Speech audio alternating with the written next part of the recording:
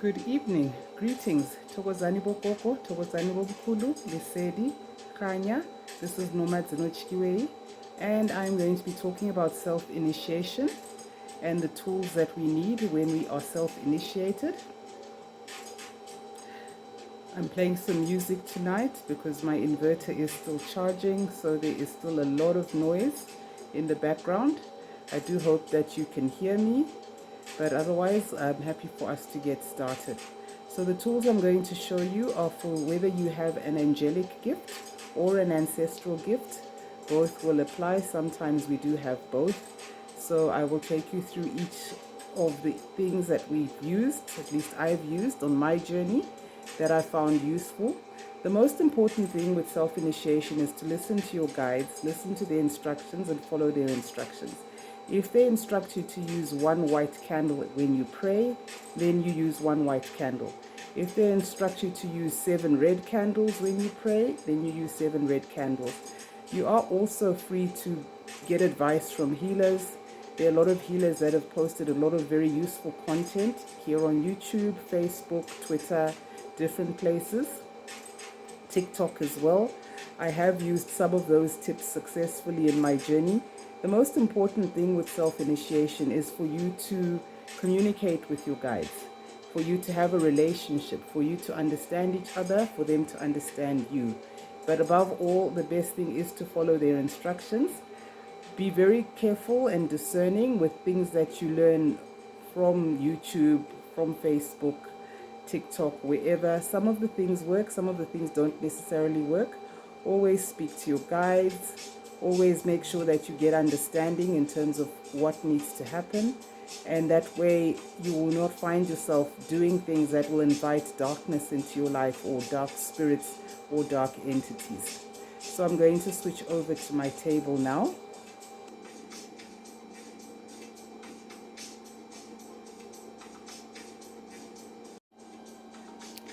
So these are some of the things that we use in the journey as we communicate and connect with our ancestors.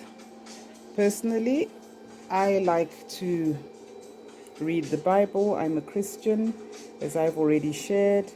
So I have a Bible on my altar. In fact, I have 3 Bibles on my altar. 2 in English, 1 in Isindebele. I do use all 3, particularly the one for Isindebele when I am doing bibliomancy, which is where you use the Bible to divine. You know, you ask a question and then you allow yourself to open a random verse in the Bible, and then you get the message. I find that the messages come clearly when I do it in my people's language, the language of my people, and that works very well. You can do bibliomancy in any language, any Bible, any translation. What's important is the message. The next thing are candles, particularly if you have an angelic gift, what is known as isithunywa in isiZulu or in Nguni languages. Isithunywa means messenger, one who is sent. If you are doing this for the first time, it's most likely your ancestors and spirit guides will show you a white candle. A white candle is the best to use when you're a beginner, because white encompasses all the colors, and a white candle stands for purity and light. So a white candle is always good when you're starting. If you're starting to communicate with your ancestors for the first time, you can use 2 white candles, one representing your father's side of the family and the other one representing your mother's side of the family. Some people use a yellow and a white candle. If you choose to use a yellow and a white candle to communicate with your ancestors, the yellow candle goes on the left and the white one goes on the right, representing your paternal ancestors. Look, the yellow always represents your maternal ancestors. If you follow Gokobati Nimbata, he advocates the use of the blue and yellow candles. So the blue candle goes on the right and the yellow candle goes on the left. The blue candle represents your father's side of the family. Your yellow candle represents your mother's side of the family. So I have all 7 colors here and then a few others. So you may be directed by a healer to pray with a red candle. This is a red candle. Red candles stand for protection. And you light the red candle if you feel unsafe, if you feel like you're under attack. It is very useful for doing root chakra work. So if you're trying to strengthen your root chakra, your sense of safety and security, then you light the red candle. When you're doing candle work, it's recommended that you use an odd number of candles. Either you use 1 or 3 or 5 or 7. You can use 2 if you are just speaking to your ancestors generally, but when you're doing candle work proper, because you're praying for something in particular, it's suggested that you use an odd number of candles and use your intuition to decide which candles work best. And also speak to your ancestors before you do that, and also just pray that you have the space cleansed of any negative energies. Ask God to send his angels to cleanse the area. And when doing candle work, if you don't light incense, if you don't use incense sticks, then it's ideal that you must anoint your candle with oil. You can use any oil, vegetable oil, olive oil, whatever you have on hand, as long as it is a natural oil. And you pray over your candles, or you just hold them in your hands and you set your intention. And what you're asking for is that this candle only be used to communicate with your light ancestral spirits, your guides, and your guardian angels, so that you don't get into trouble along the way. So that's the red candle, and that's for protection. We have the orange candle. So orange is a mixture of red and yellow. So the orange candle carries the vibration of both the red and the yellow. The red, which protects your aura or your magnetic field, and the yellow, which is for intuition. The orange candle also corresponds to your sacral chakra, which vibrates to the color orange. Orange candles are useful when you are praying, especially if you have a court case or a hearing, because of the element of protection as well as intuition in terms of receiving the right words to say. I recall the words of Paul when he is supposed to appear before the Roman emperor, and he is told, do not worry about what you're going to say. The Spirit will give you the words to say. The orange candle is also useful for praying for money. It works well with the green candle, because the green candle is about abundance. So the orange candle can be used in conjunction with the green candle to pray for money, for your career, for your job, for growth at work.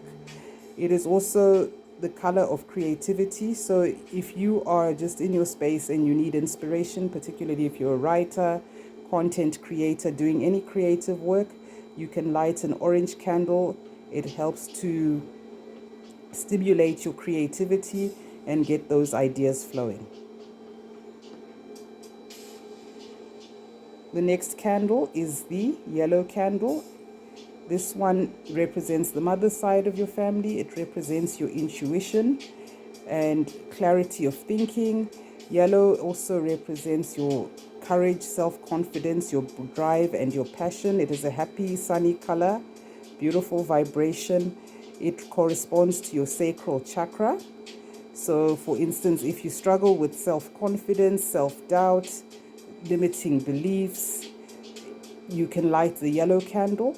If you need to think clearly, maybe you're writing a big presentation or you're preparing something, you could also light the yellow candle. So generally we use it for ancestral communication to represent the mother side of the family because of the element of intuition.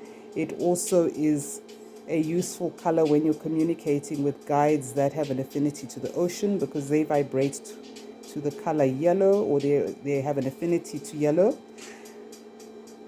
The next candle is the green candle. So green is a mixture of yellow and blue. So it carries the vibration of both these colors. Blue being about calm, wisdom, dignity. Yellow being about intuition, self-confidence. Green is the color of healing, of abundance. It's one of the most abundant colors in nature because, as you know, leaves, trees, grass are green.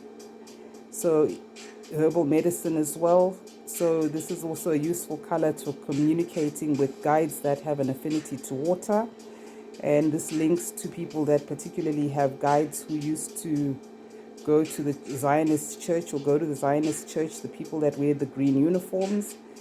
It's the same vibration. So green can be used to pray for abundance. If you are somebody that farms or grows crops, green is a good color candle to light.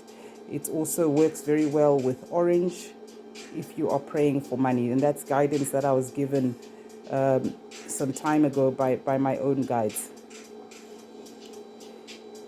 Then we have the blue candle. The blue candle represents your paternal guides. It also represents you guides who have an affinity to water or an affinity to the mountain. Generally, it's a masculine color, masculine vibration. If you have angelic gifts, you may well be led to pray with a blue candle. They connect very well with the blue candle. Then we have indigo. Indigo is a mixture of blue and purple. Purple being a mixture of red and blue, but indigo has more blue than it does red within it. The indigo candle really is one that helps you connect to your guides, that will help you to receive visions and dreams. Indigo is the color of the third eye chakra, so your third eye chakra vibrates with in line with this color. So this is a candle that you light when you want to have clear dreams and you want to receive messages in your dreams.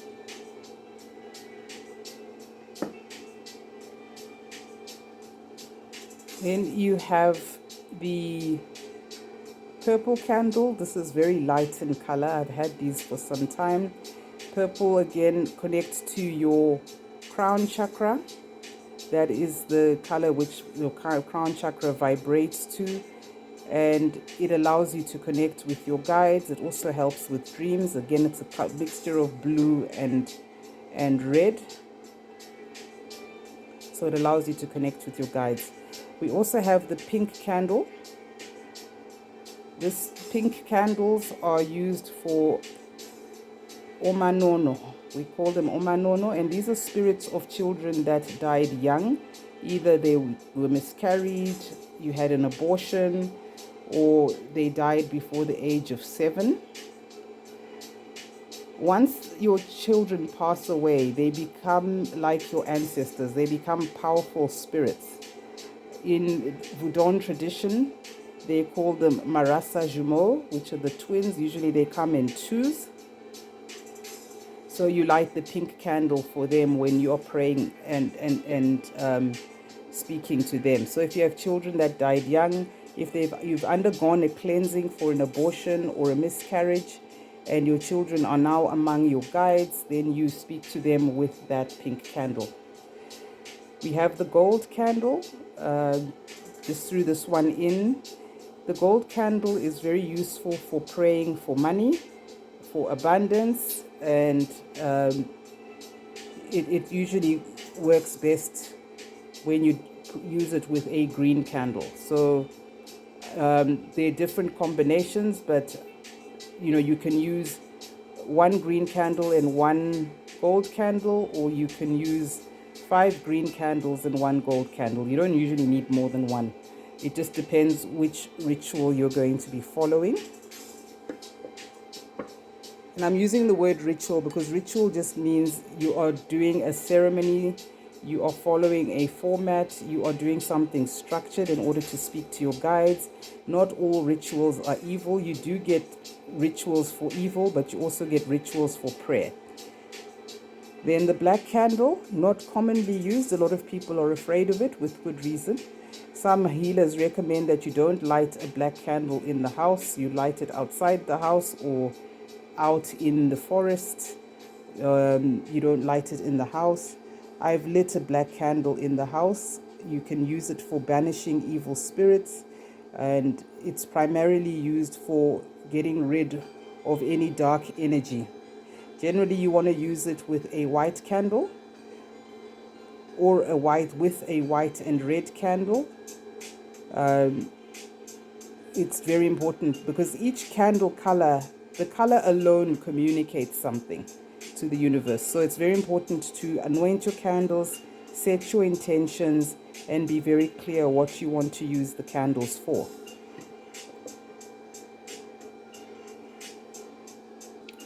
Right, now that we've spoken about candles, obviously you'll need matches to light your candle.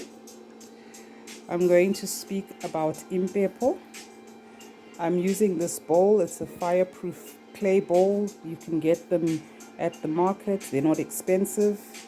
I do recommend that you get at least a couple.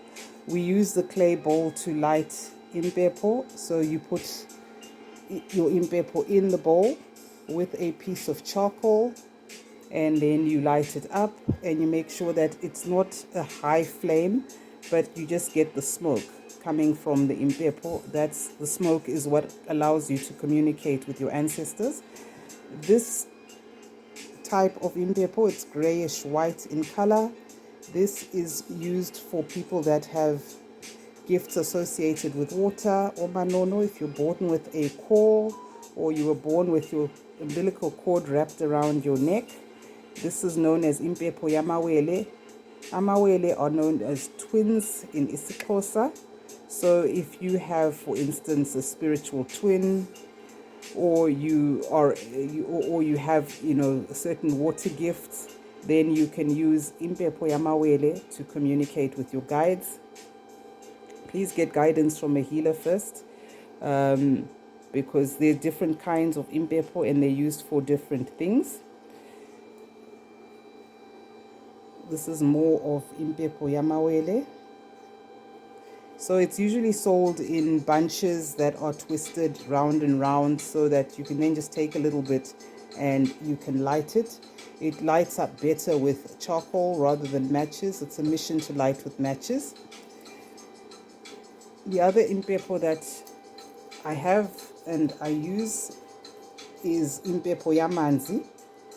And this one is very difficult to burn with matches. Ideally, you want to use a piece of charcoal. You light up the charcoal with matches, and then you put it in your fireproof bowl, and you put your impepo in there. So impepo yamanzi is very good for people that have angelic gifts. Istunywa, because it's associated with water. But you need charcoal to light it, otherwise you'll just lose a whole box of matches trying to light it.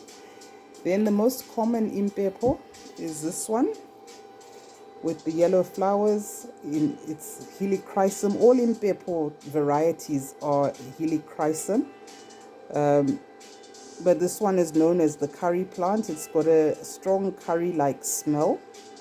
This one is normally used by healers. I found that out about a year ago. This is the most common impepo, so it's used by healers. Again, it's easy to light with matches. That's how you distinguish it from the others. You can use it to communicate with your guides. It's important that you are very careful with impepo. Impepo is generally used by people who have guides that or Khoisan or Nguni ancestry, because the Khoi taught Abenguni how to communicate with the ancestors using impepo. And if you've observed Khoisan people doing rituals, they always light impepo. I'm just cleaning this up. Ngihamba nabo manono, guys. Omanono are very particular, very neat, very clean. If they're not attended to, they manifest as OCD. Fortunately, I don't suffer from OCD, but I also don't like a mess. So I'm going to go on to incense. So you can use impepo. If you're not comfortable using impepo, you don't have Nguni or Khoisan ancestry, you can use incense sticks. We call them lucky sticks. here in South Africa. They're sold in Indian shops, and they're also sold in shops where they sell cigarettes and tobacco and things like that. This is myrrh. Myrrh is very good for clearing energy when you're praying for protection, and it's banishing evil spirits. It's very strong smelling. Myrrh was one of the gifts that was given by the Magi, or the three kings, to our Lord Jesus Christ when he was born. So if you're a Christian, myrrh incense works very well. Another good incense to use if you're Christian is Palo Santo. It translates to holy wood.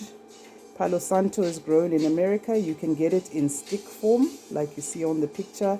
If you watch a lot of online tarot card readers, when they are clearing the energy from their cards and from their space when they're reading, they use Palo Santo. Also very good for connecting with your angels. Another good one is frankincense. Frankincense is good for connecting as well with angelic guides. The other incenses I normally use if I'm doing specific work, rituals, prayers. This is known as dragon's blood.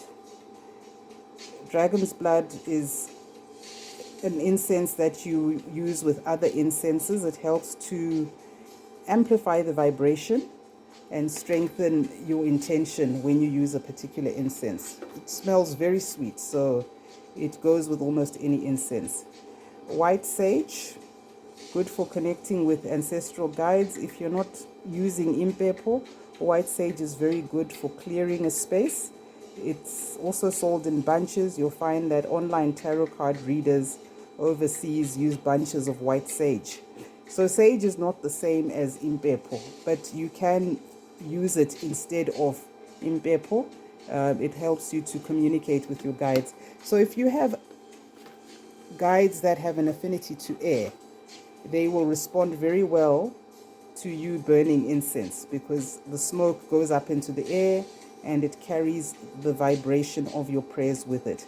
This is patchouli. Patchouli is good for root chakra work. Works well with the red candle if you feel led to use it. I don't burn it often, but it is very good for root chakra work. It's a very strong, masculine and heavy smelling incense, so it's better with dragon's blood, not on its own. Otherwise it can be quite unpleasant. Then you have vanilla. Vanilla is good for attracting good things, sweet things. It goes very well with cinnamon. So if you're praying for money, it's a good idea to burn vanilla incense.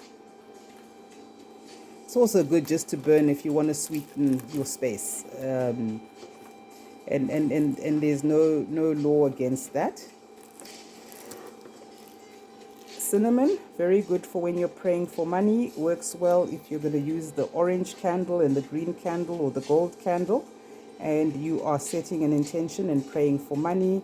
It smells very nice when burnt with vanilla. You'll find when you use these incenses that your guides like certain incense and will lead you to use a certain incense. There's green tea, lovely fresh smelling. If you want to freshen the smell of your house, green tea is very good. It also improves the vibration. It helps to burn it like early in the morning if you need a pick-me-up or a boost in terms of your concentration. Green tea goes very well with jasmine. I find jasmine to be very strong. This is Egyptian jasmine. Jasmine is used to amplify your visions. So you burn jasmine if you want clear messages in your dreams, if you want to receive visions. You get very intense dreams if you burn jasmine, whether you burn the incense itself or the oil or the flowers. But again, very sweet smelling but very strong. Personally, I prefer to burn it together with the green tea. Then lemongrass, another very nice incense, good for stimulating your intellect. You know, if you need to really pay attention, if you need, you know, mental stimulation, it's a very stimulating scent. It's also very good for chasing away insects. So you'll find most homeopathic or natural insect repellents have lemongrass. And again, it's good on its own, but you can also burn it together with green tea. There are many meanings and uses for these incenses. I will prepare a blog post for the ones that I have. This is Nag Champa. It's an Indian incense blend. I'm not quite sure exactly what is in it, but these are all the different ones. I find it to be very strong. I think it's more of a fighting incense, a bit like myrrh and frankincense. When I'm praying for protection, I do use myrrh and frankincense together. And then this is sandalwood. Sandalwood is very popular in the East, China, Korea, India as well. Normally it's burnt for memorial purposes when you're mourning.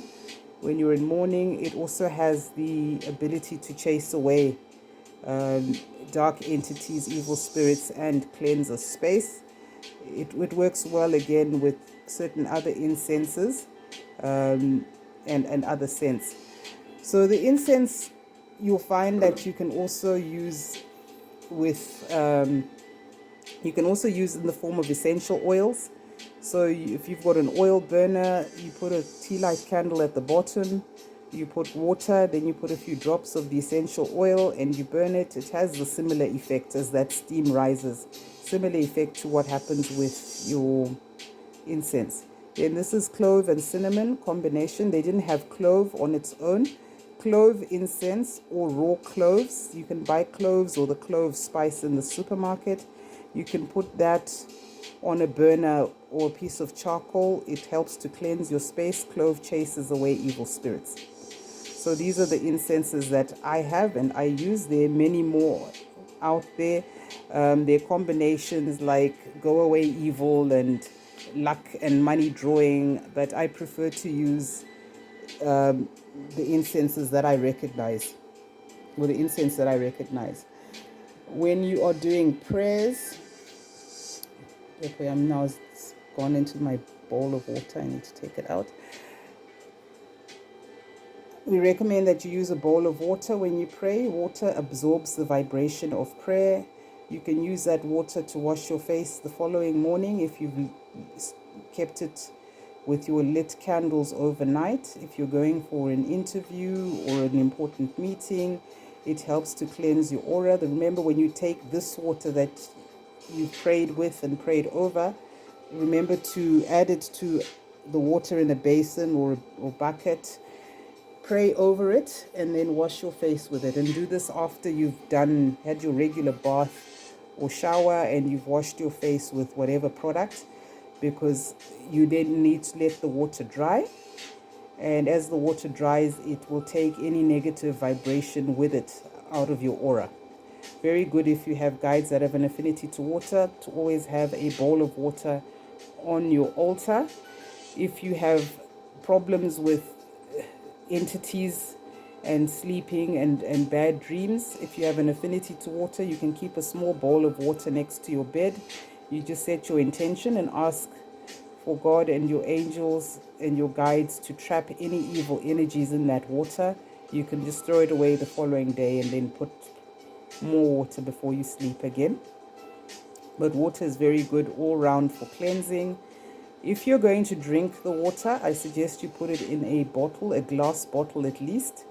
When you pray with the candles, the vibration of your prayers, the light will pass through the water, and the fact that the water is still means that it absorbs the vibration of prayer, and you can then use that water. If you're wondering about the power of water, there's a very good book by a Japanese gentleman called Masaru Emoto, and he talks about how water actually vibrates, or it holds the vibration of whatever is near it. And he did experiments where he did photographs of water and seeing what the crystals look like. If you put water on top of a Bible, if you say good words to it, if you say bad words to it. So when you say bad words or write bad words, the water crystals assume a very distorted and rather ugly shape. But when you say good words, life-giving words, water actually absorbs that vibration and forms beautiful crystals. So you can actually read about Masaru Emoto and his studies on water. So if you're going to drink the water, rather keep it in a glass that's maybe covered with a saucer so that you don't get things in it. But if you're going to wash with the water, you can leave the water open like this. Then salt. I keep a bowl of salt on my altar. This is bougie, rather expensive salt. I haven't opened it yet, but you can use the ordinary coarse sea salt that you can get in the supermarket. It does the same job. Salt, like water, absorbs energy, negative energy. So if you want to do a spiritual bath or cleanse, generally, if you are working with an angelic gift, we will recommend that you use salt. If you're working with an ancestral gift, you may also use salt along with herbs that are prescribed by your ancestors or a healer approved by your ancestors. Now, when we're doing ancestral communication, we use snuff if we're Africans. As I shared in one of my earlier videos, this is one of my very first containers of snuff. I used to buy the taxi snuff at Pick and Pay until I then went to the market on Faraday Street and also on Diagonal Street, where you can then buy the ground snuff known as ukwai or nsu, which comes in the black tin. The taxi snuff isn't as strong as this, but it still does the job. And your ancestors understand because they know that you really have an intention to connect. The other thing you can use, especially for cleansing, is uvula kuvaliwe or isiwasho. This one is the white one.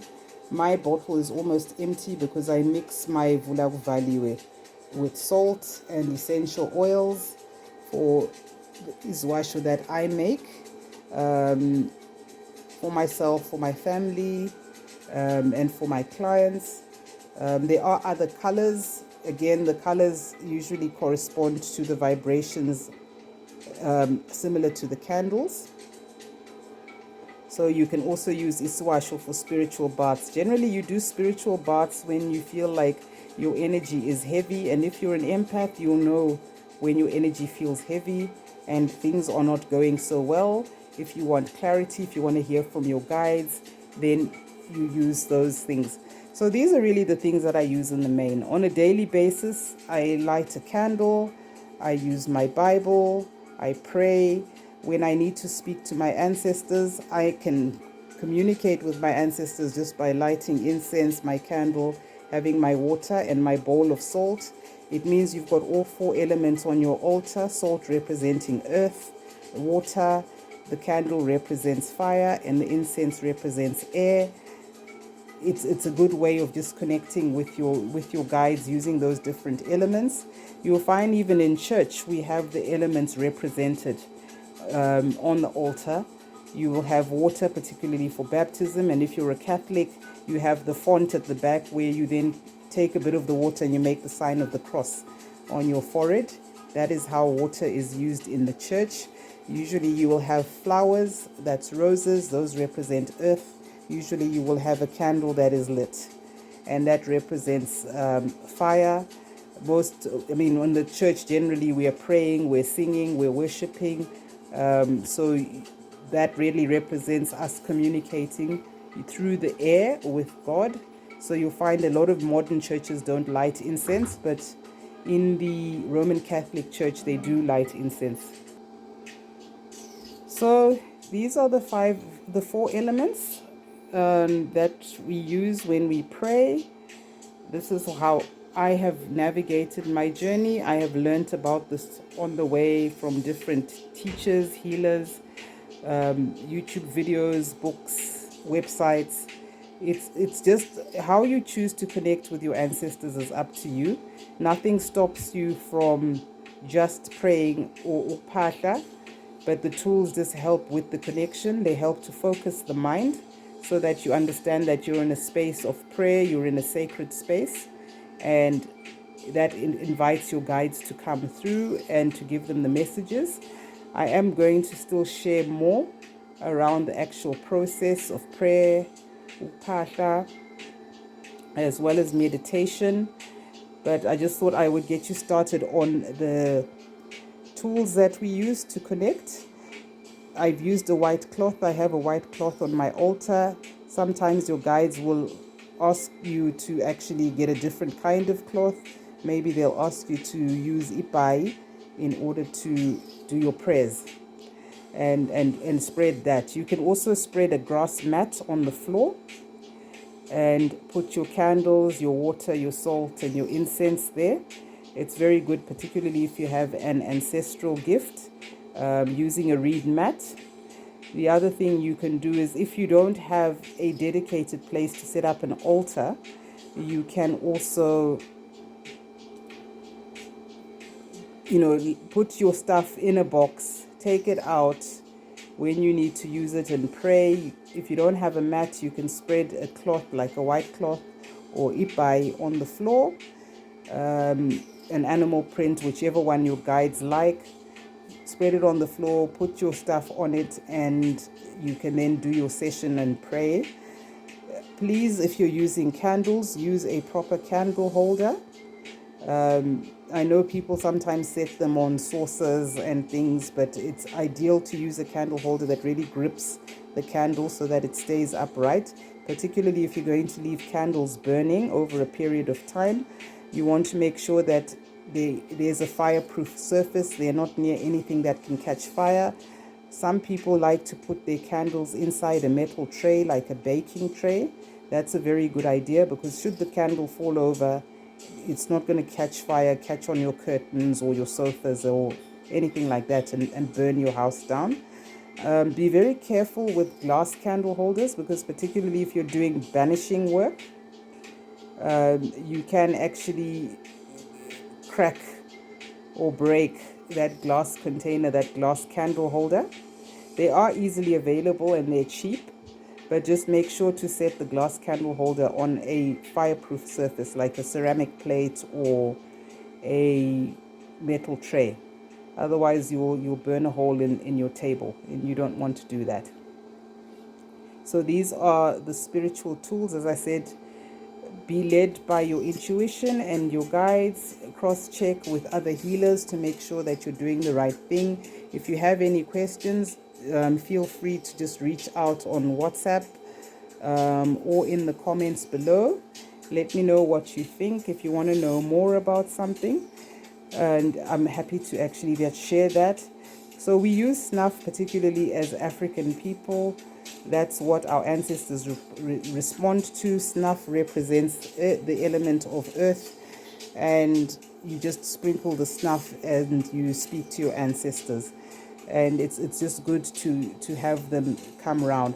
So these are the things that you use generally to pray and to meditate, for daily use or for special occasions when you have specific work that you want to do. Ideally, if you're going to set up an altar, you should have something to ground or anchor your altar. I have a cross on my altar.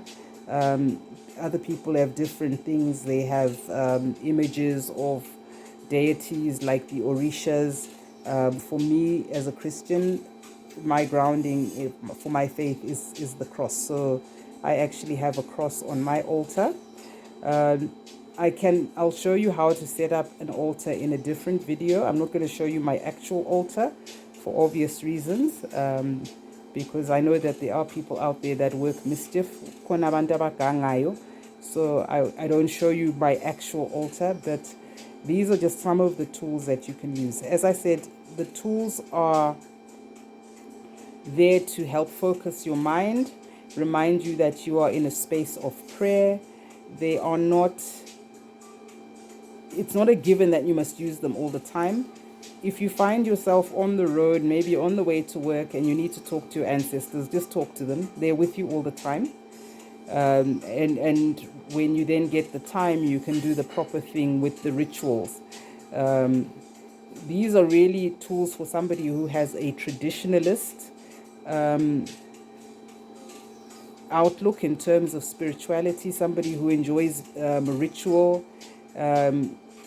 You also get different spiritual paths. There are naturalists. Naturalists just like to be out in nature. Once you're out in nature, you've got all four elements surrounding you anyway. So you don't even need to light a candle or use snuff or, light incense or anything like that. We do that sometimes, light impepo, light incense, use snuff, just to draw our guides closer to us. But otherwise, if you're a naturalist and you're out in nature, you're at the river, you're on the mountain, all the elements are there as long as the sun is shining and they surround you. So you can actually speak to your ancestors there. So I'm going to leave it here for tonight. I'd like to thank you once again for all of your likes, shares, subscribes, for all the, the good vibes on Twitter. Really appreciate it. And I hope we can continue to engage so that we continue to learn about spirit and we can actually continue to heal ourselves and live abundant lives. Thank you very much and good night.